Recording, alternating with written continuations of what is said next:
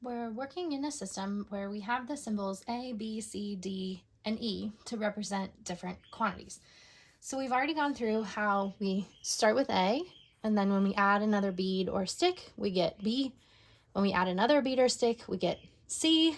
Another bead or stick, we get D. Another bead or stick, we get E. And then after that, we have to create a new object called a bundle. And now we can count both the bundles and the individual sticks. So in this particular case, we have a amount of bundles right here and 0 amount of loose sticks. There aren't any more. So then if I put down another loose stick, I still have a amount of bundles, but now I have a amount of loose sticks. And so I write this A with this A in the bundles place and A in the individuals or sticks place. We can keep going like this. And we've already discussed how we can count things like this, where I can count A, B, C amount of bundles, and then A amount of individual sticks. And so this quantity would be CA. And so we can keep counting like this for quite a while. Here's another example of perhaps we can count this amount of sticks. So I have A, B, C, D, E amount of bundles. And then I have A, B, C, D, E amount of sticks. So this quantity is called EE. Well, what if I add another stick to this amount of sticks? Let's draw them. A, B, C, D, E, and another one makes a bundle. A, B, C, D, E, and another one, another bundle, another bundle, another bundle. We see this one needs another stick. I think that one does too. Okay, so now I have my E amount of bundles, A, B, C, D, E amount of sticks, and now I'm going to add another stick to this collection of sticks. Well, now I try to count the amount of bundles I have, and I have A, B, C, D, E, that's fine. But when I try to count the amount of individual sticks I have A, B, C, D, E, and this extra one. Well, so I'm out of symbols to use. I don't have a symbol that's bigger than E in this particular system.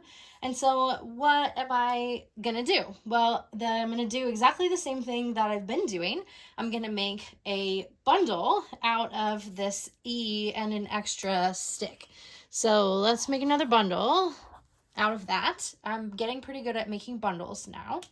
So now I have no loose sticks anymore. I've bundled them all up. And so now I need to try to count the total number of bundles that I have here. So I have A, B, C, D, E, and an extra one. And so I also don't have a symbol to represent this quantity of bundles. And so what am I going to do? Well, I'm going to have the same kind of idea that I did when I made my bundle.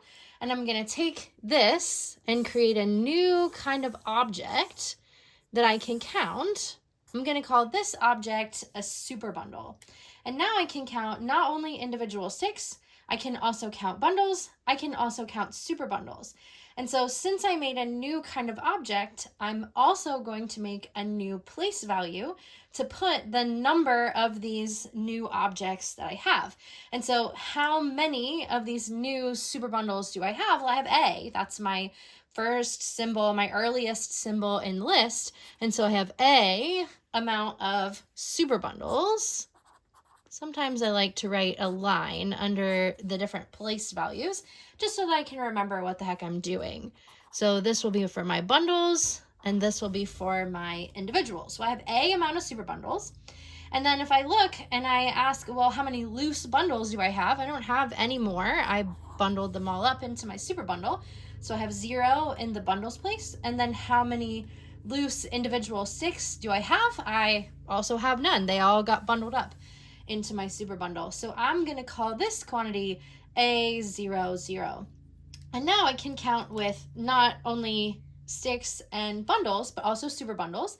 And now maybe you also imagine I could keep doing this process. If I got to a quantity that had too many super bundles, I could bundle my super bundles into maybe a mega bundle.